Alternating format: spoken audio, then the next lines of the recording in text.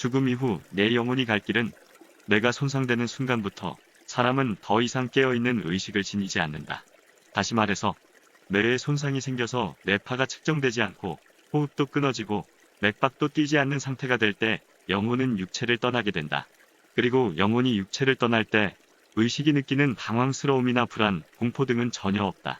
그리고 육체를 떠나 영의 흐름이 진행되는 것을 느끼는 순간 자신은 이제 다른 몸속에 들어가 있다는 것을 비로소 알게 된다. 따라서 이러한 상태는 영이 단지 육체를 떠났다는 것뿐이지 그 사람 영혼 자체는 여전히 살아있는 것이다. 육체를 떠난 영혼은 죽음을 맞은 장소에서 일어나고 있는 모든 일들을 지각할 수 있다는 사실을 곧바로 알아차린다. 예를 들어 사고 현장 주변에 누가 있었고 그들이 무슨 말을 하고 어떻게 행동하고 무슨 생각을 한 것까지 모두 알게 된다. 심지어 사고 현장의 자동차 번호판까지 정확히 기억할 수 있다. 과학적으로 뇌파가 끊어진 사람이 자동차의 번호판을 읽고 또 기억할 수 있다는 것은 설명이 불가능하다. 그러나 설명할 수 없고 이해할 수 없다는 이유만으로 그것이 존재하지 않는다거나 실제하지 않는다고 말해서는 안 된다. 영혼은 육체적 사후 즉시 공중을 둥둥 떠다니며 아래의 광경을 내려다볼 수도 있고 한 장소에서 다른 장소로 순간적으로 이동할 수도 있다. 또 아무리 소리를 쳐도 사람들이 알아듣지 못하고 손을 잡으려고 해도 허공만 스치게 된다. 그리고 사람들이 자기의 존재를 의식하지 못하고 상대하지도 않아 실망하기도 하며 자신의 시체를 바라보면서 저 육체가 한때는 자신의 것이었다는 사실이 믿겨지지가 않는다. 이러한 일들은 이 세상에서의 육체적 의식으로 알게 되는 것이 아니라 새로운 마음의 인식으로 받아들이고 알아차리게 된다. 즉 육체를 떠난 영혼은 새로운 인식을 가지고 모든 것을 받아들이게 된다. 물질 세상에서는 육체로부터 물질적 에너지를 제공받으며 살아가지만 영혼이 육체를 벗어나자마자 정신적 에너지를 제공받게 된다. 정신적 에너지는 물질적 에너지와 함께 인간이 운용할 수 있는 유일한 두 가지의 힘이다. 정신적 에너지는 영혼의 성장 과정 속에서 형성된 잠재의식으로서 영체를 구성한다. 그래서 인간의 정신작용이나 생활 속에서 일어났던 일들은 모두 이 영체에 저장된다. 그리고 물질 세계에서 불완전했던 육체의 완전한 조화를 이 영체 속에서 경험하게 된다. 그런데 어떤 사람들은 정신적 에너지를 에테르체라고 부르기도 한다. 에테르체는 지성이나 감성을 포함한 인간 개개인의 개성을 그대로 가지고 있기 때문에 에테르체를 통해 나타난 영체는 살아있을 때 가졌던 의식을 그대로 가지고 있는 것으로 본다. 그리고 에테르체의 존재에 대해서는 다음과 같이 설명을 하기도 한다. 예를 들어 빛은 진공을 통과하여 우리에게 온다.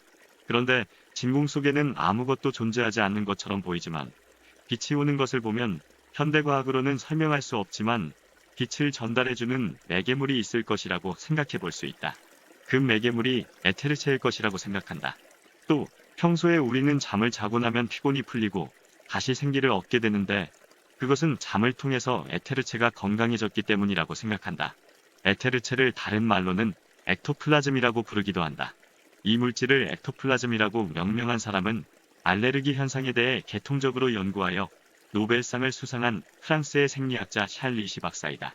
그러나 액토플라즘에 대해 처음 과학적인 분석을 통해 연구하기 시작한 학자는 19세기 독일의 물리학자 슈링크 남작으로 사람의 몸속에는 영체를 구성하고 있는 것으로 추정되는 영의 물질이 있는데 이 물질을 액토플라즘이라고 부른다는 것이다. 이 물질은 특정한 빛깔이 있는 것이 아니고 그렇다고 형태가 잡히는 것도 아니다. 액체도 아니요 고체도 아니요 그렇다고 기체도 아닌 대개는 부드럽고 투명한 초물질이라고 한다. 물질적인 형태를 취할 수 없고 소리를 낼 수도 없는 영혼들은 이 액토플라즘을 이용하여 그들의 형상을 보여주거나 생전과 비슷한 목소리를 들려주는 것으로 알려져 있다. 다시 말하면 누군가에게 무언가 말을 하거나 접촉을 하기 위해서는 성대나 손이 필요한데 영혼은 그것이 없으므로 액토플라즘을 발산하여 울림통 역할을 하거나 손 역할을 한다는 것이다. 우리 인간 개개인은 눈에 보이지 않는 둥그런 공 모양의 에너지 필드 안에 존재합니다. 우리는 이것을 에너지장, 아우라라고 부른다. 수련을 많이 한 도인은 제3의 눈이 열려 있어서 사람들의 에너지장이 어떻게 이루어져 있는지 다 볼 수 있다고 한다. 에너지장 안에는 여러 가지 형태의 몸이 있습니다. 우리가 지금 감각으로 느끼고 있는 것은 물리적인 몸이다. 이것은 육체입니다. 혹시 아스트랄체 또는 아스트랄 여행, 아스트랄 프로젝션, 일명 유체 이탈이라는 단어를 들어본 적이 있을 겁니다. 우리에게는 물리적인 몸뿐만 아니라 아스트랄체라는 유체도 있습니다. 우리가 꿈을 꿀 때 무의식 세계를 돌아다니는 것이 바로 유체입니다. 흔히 우리가 영혼이라고 부르는 것이 아스트랄 바디, 즉 아스트랄체입니다. 아스트랄체보다 우리 육체에 더 가까이 있는 몸이 있습니다. 이것은 에테르체입니다. 이것을 한자로는 기라고도 합니다. 에테르체는 우리 몸의 건강과 밀접한 관련이 있습니다. 에테르체에 이상이 생기면 곧장 몸에 문제가 생긴다고 합니다. 에테르체는 우리 피부의 바로 위에 존재하는, 즉 우리 몸을 주관하는 기운이라고 보면 되겠습니다. 아스트랄체는 육체가 죽어도 죽지 않는 몸입니다. 하지만 이것이 불교에서 말하는 참나는 아닙니다. 영혼은 영혼이고 참나는 참나입니다. 인간의 에너지, 장을 이루는 것들을 육체와 가까운 순으로 보자면 육체, 에테르체, 아스트랄체, 즉 감정체, 멘탈체, 즉 정신체, 코잘체, 즉 원인체, 참나가 있는 곳, 이렇게 5가지로 분리된다. 인간의 영체는 본래 육체 속에 스며들어 겹쳐져 있기 때문에 서로 분간하기는 어렵지만, 그러나 육체와는 전혀 다른 독립된 존재로서 육체가 죽은 다음 영의 세계에 들어가서 입고 지낼 2번째 영혼의 외표, 그릇이다.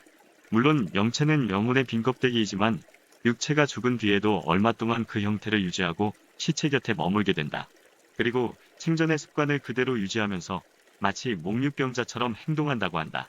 일반 과학자나 영성가들이 말하고 있는 영체에 대한 이러한 설명들은 영혼의 본질을 또 다른 시각에서 이야기하고 있는 것이지만, 그러나 긍정적인 시각으로 바라본다면 인간의 영혼에 대해 이성적으로 접근하고 이해하는데 다소나마 도움을 줄 수 있을 것이다. 일반적으로 죽음을 맞이하는 사람들은 4주 전부터 눈앞이 뿌옇다, 눈이 잘 안 보인다 라고 호소하는 경우가 많다. 눈의 기능이 전반적으로 저하됐기 때문에 일어나는 현상이다. 그리고 목소리도 작아진다. 목소리가 거의 중얼거리거나 속삭이는 수준까지 줄어든다. 2주 전부터는 몸의 움직임이 어려워지고 식사나 수분 섭취, 배설 등의 일상생활은 할 수 없는 상황에 이른다. 그리고 전신이 나른해지는 권태감을 느끼면서 잠자는 시간이 많아지고 점점 의식이 희미해지고 무기력해지다가 나중에는 반의식 상태가 되고 결국 무의식 상태로 들어가게 된다.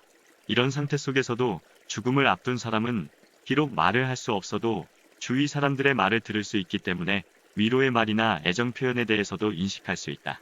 즉 죽음을 맞이하는 사람들은 의식이 저하된 상태라고 하더라도 그들이 반응하는 것 이상으로 감지할 수 있다는 것이 경험에 의해 뒷받침되고 있기 때문에 평상시처럼 대해주어야 한다.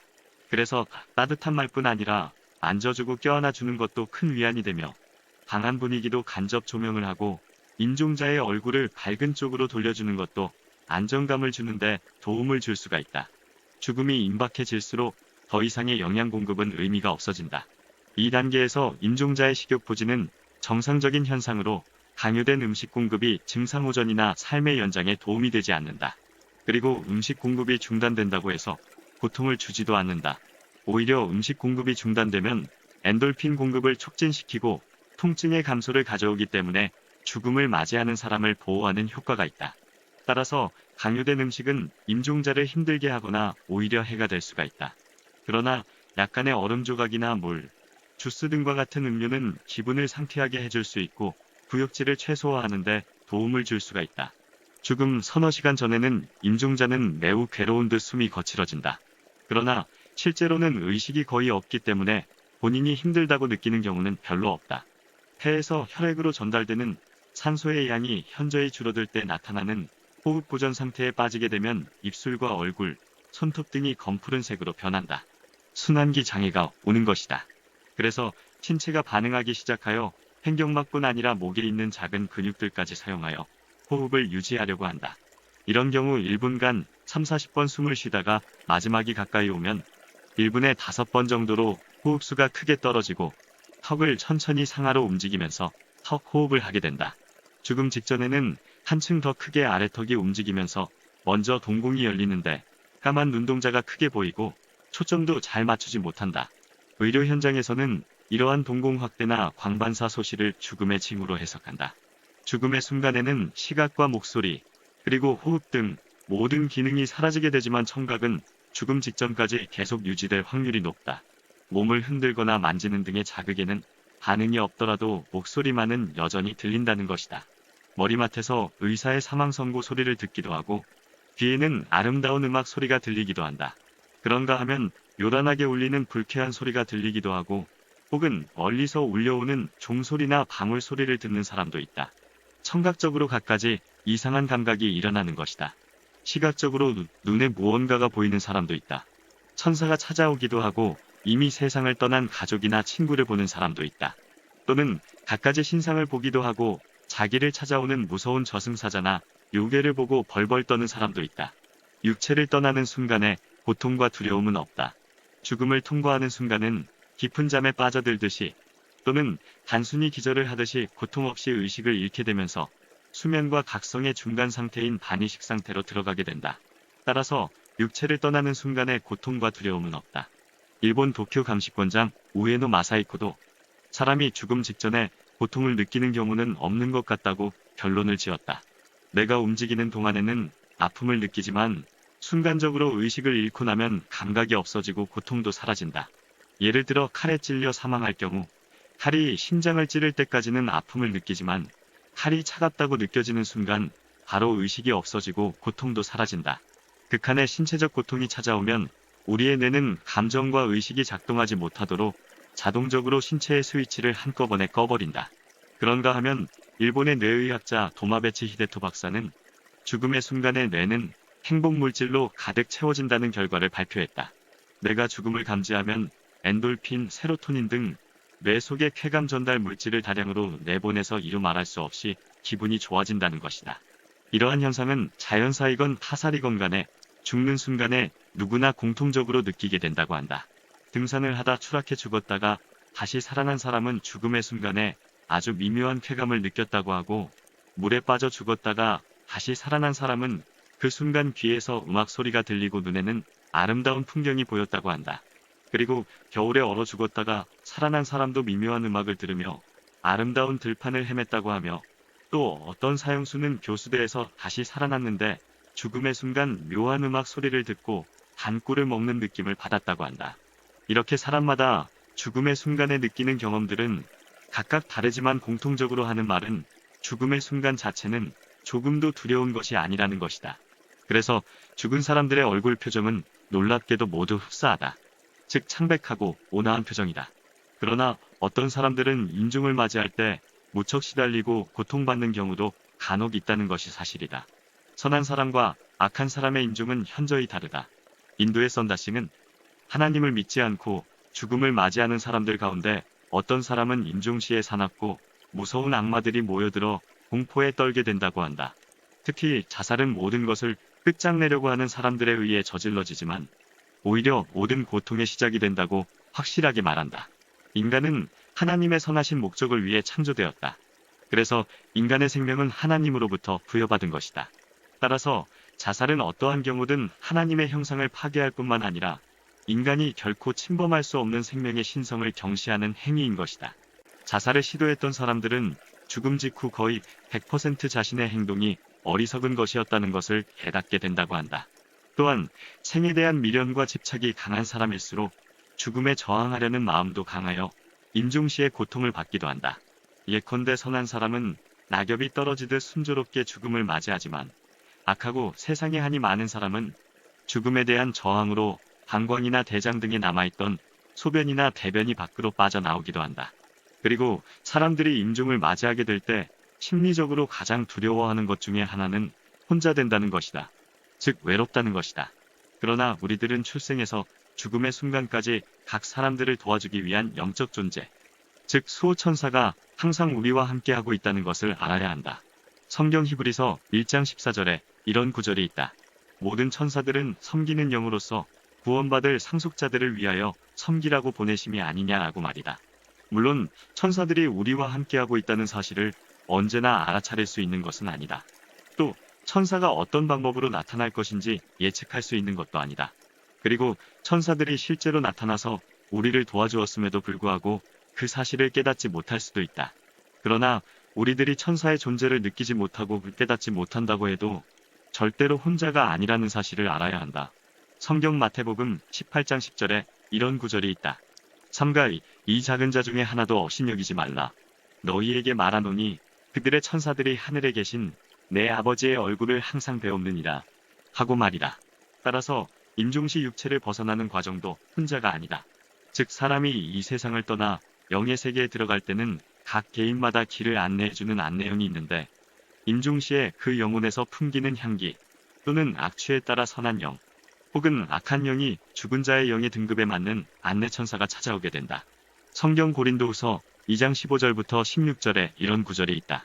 우리는 구원받는 자들에게나 망하는 자들에게나 하나님 앞에서 그리스도의 향기니 이 사람에게는 사망으로부터 사망에 이르는 냄새요 저 사람에게는 생명으로부터 생명에 이르는 냄새라 누가 이 일을 감당하리요 하고 말이다. 아무튼 우리는 육체를 떠날 때 천사나 흉악한 악령 또는 먼저 죽은 가족들이 보이면 자신은 이미 이 세상을 떠나 영의 세계에 들어와 있다는 것을 깨달아야 한다. 임종을 맞이하는 사람은 심장이 완전히 정지된 다음에도 영혼은 잠시 동안 시체와 함께 머물게 된다. 이때 육체는 무감각 상태에 빠져 있기는 하나 아직 그 속의 생명과 생각은 그대로 있는 것으로 본다.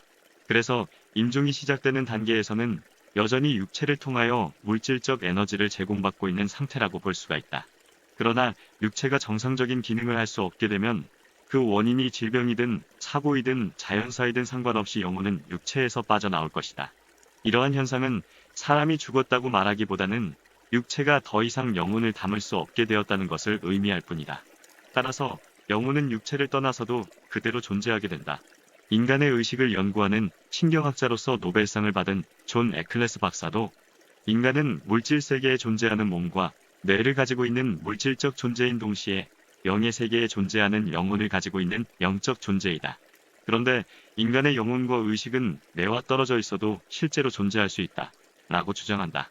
하버드대 신경외과 교수인 이븐 알렉산더 박사도 뇌사 상태에서 7일 만에 소생된 다음 자신의 임사 체험에 대한 경험을 나눈 천국을 보았다라는 저서에서 다음과 같이 설명하였다. 그 당시 나의 뇌는 전혀 작동되지 않았다. 의과대학에서 배운 바대로는 뇌는 감각기관을 통해 들어오는 미가공 데이터를 의미 있는 세상으로 만드는 일을 하는데 그런 일을 담당하는 뇌의 부분이 완전히 꺼진 상태였다. 그럼에도 불구하고 나는 여전히 살아있었고 무엇보다도 영의 세계에서 진실로 깨어 있었다. 논쟁의 여지가 없는 사실 그대로였다. 너무나 확실히 알고 있어서 가슴이 저릴 지경이었다. 라고 말이다. 영혼이 육체를 떠나는 과정은 나비가 고치를 벗어날 때의 현상과 비슷하다고 할 수 있다. 고치는 인간의 육체에 비유될 수 있는 것으로 이 육체는 인간이 잠시 물질 세상에 살기 위한 집에 지나지 않기 때문에 육체는 우리의 참 자아라고 할 수 없다. 따라서 모든 사람이 걱정하는 육체의 죽음은 그렇게 절망스러운 것만은 아니다. 그것은 결코 고통도 슬픔도 괴로움도 아니다.